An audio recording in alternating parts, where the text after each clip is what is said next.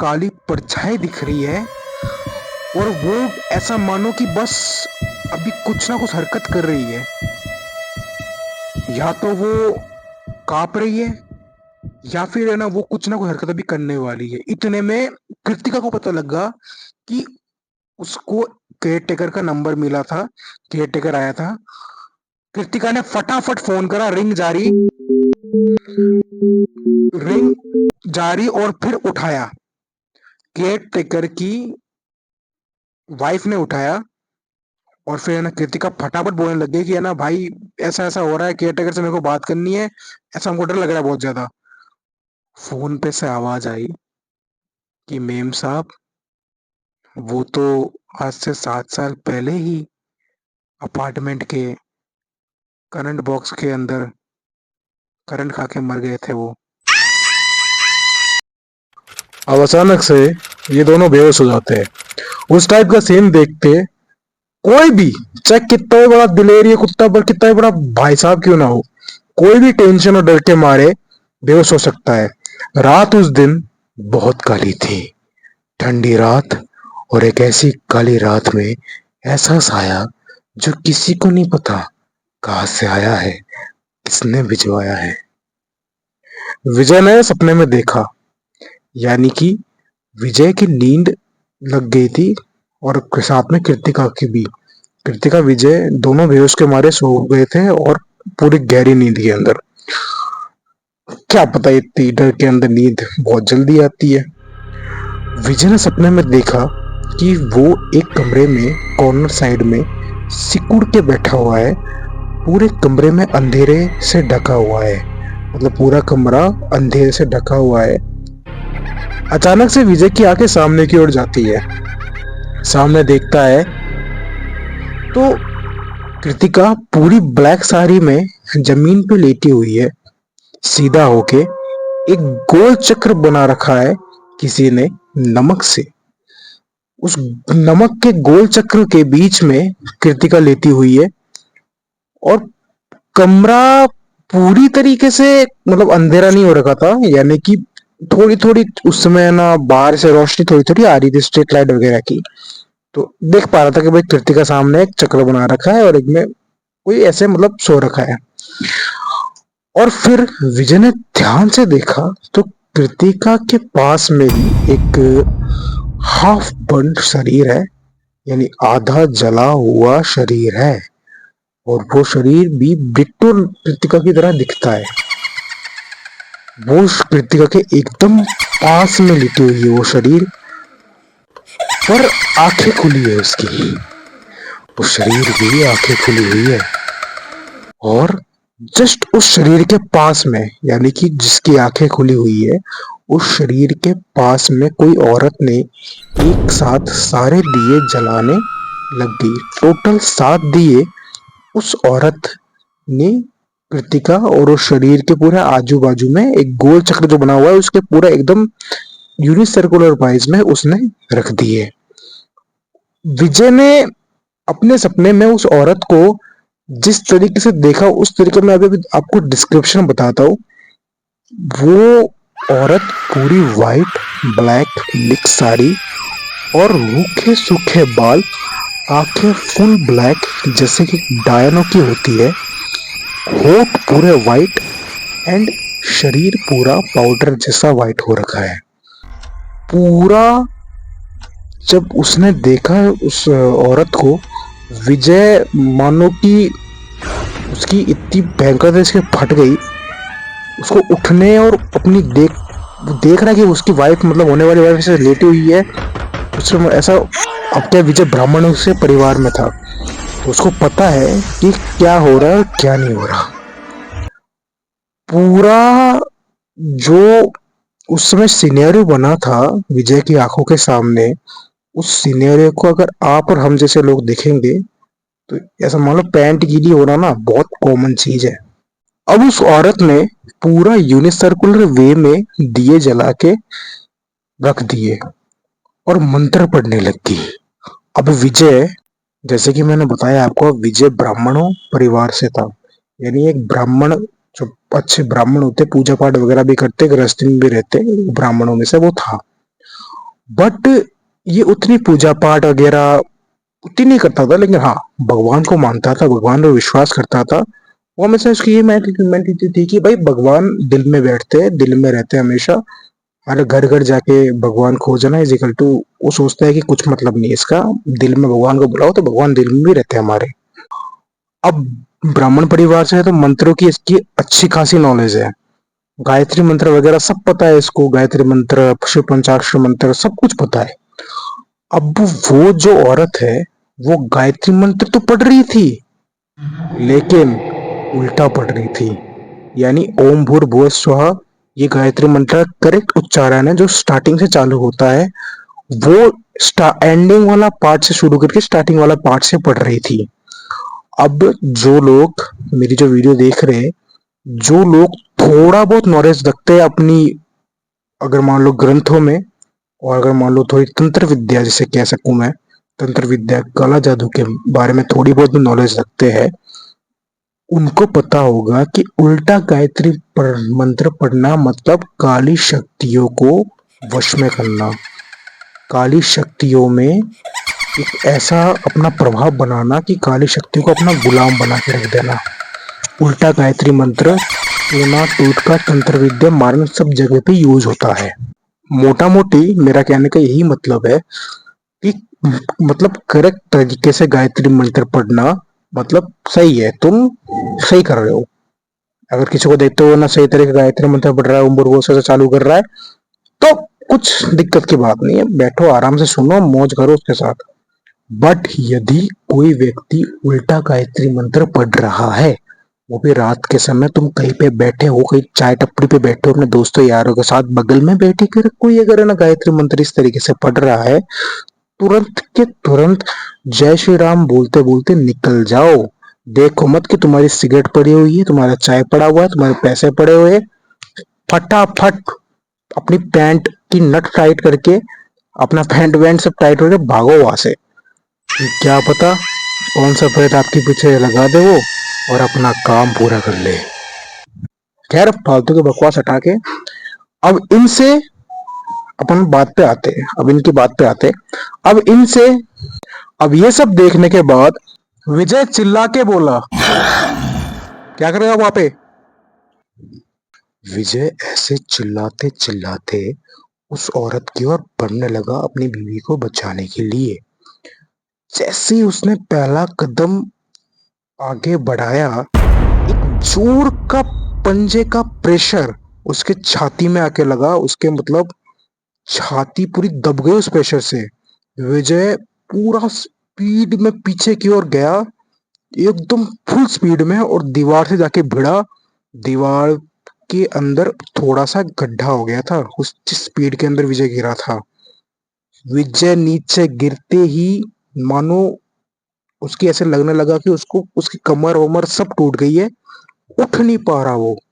और वो अपनी आंखों के सामने उसकी वाइफ पे कोई नमक छिड़क रहा है, उसकी वाइफ पे कोई औरत है ना काला जादू ये सब टोटके कर रही है, और वो उठ के अपनी वाइफ की ओर बढ़ भी नहीं पा रहा, उसको बचा भी नहीं पा रहा, ऐसी हालत हो रखी है। अब विजय पूरी तरीके से समान 99% विजय मतलब आधा मर चुका था, यानी विजय को 99% लग गया था वो अपनी वाइफ को नहीं बचा पाएगा। अचानक से औरत बोलती है, मैं अपनी मर्जी से नहीं आई हूँ, मुझे बुलाया गया है। ये सुनते ही, वैसे तो उसकी विजय की पूरी हालत खराब ही थी, ये सुनते विजय की और हालत खराब हो गई। विजय नेक्स्ट डे सुबह दर्द के मारे मतलब ऐसा मानो कि चिल्ला भी नहीं पा रहा था, क्योंकि अगर चिल्लाता तो कृतिका हो जाती। कृतिका को उस दिन यानी अगले दिन इतना भयानक वाला बुखार आ गया कि मानो 106 डिग्री बुखार आया उसको, अपने कृतिका को। विजय ने उसको दवाई दवाई दी, सर और पट्टी वट्टी करी, ठंडा पानी मतलब गर्म ठंडा पानी का उसके ना सर पे लेप वेप लगा के पट्टी वट्टी कर दी, उसको सुला दिया। विजय अब एक कॉर्नर में जाके बैठा एक सीट पे।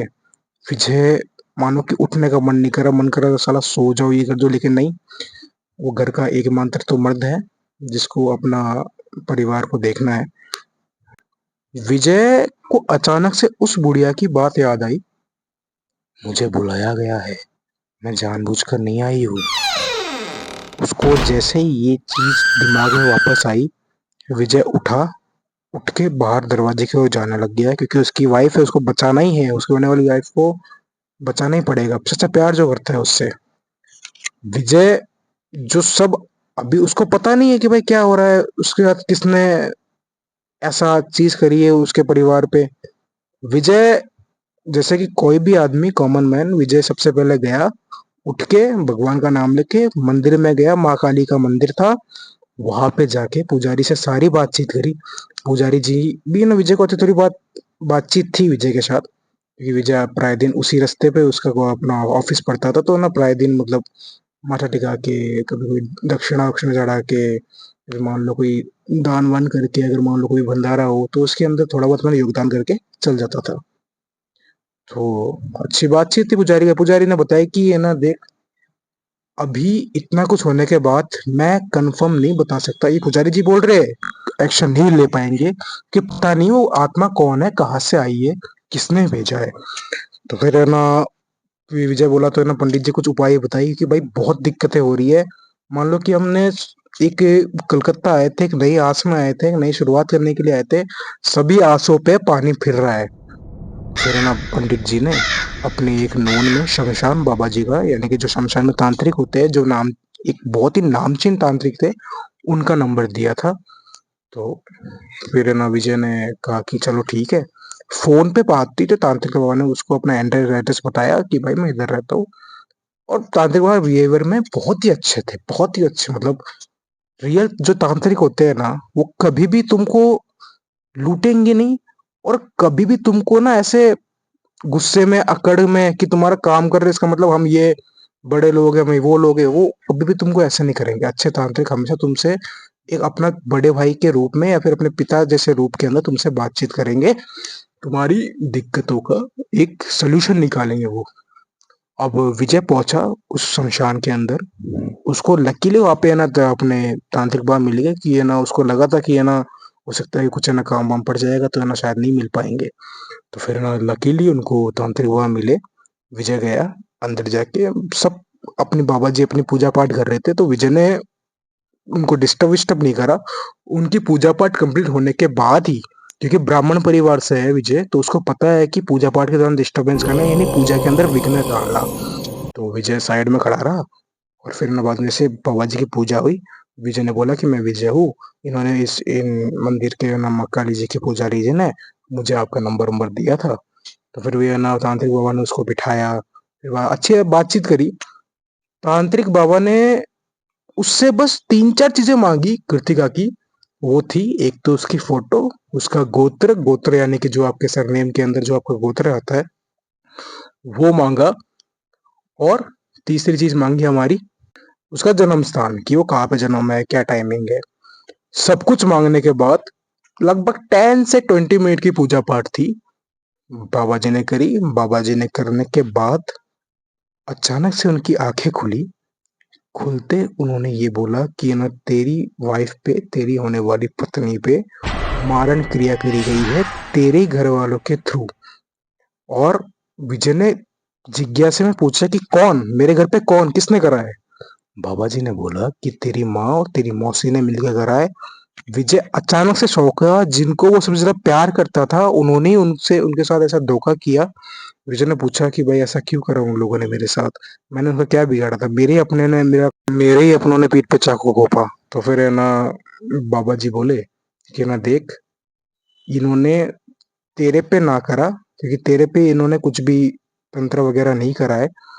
इन्होंने तेरी वाइफ पे इसलिए करा है क्योंकि इनको लगा कि तू नौकरी के लिए नहीं, तूने भाग के शादी करी है, और कहीं पे जाकर तू बस चुका है।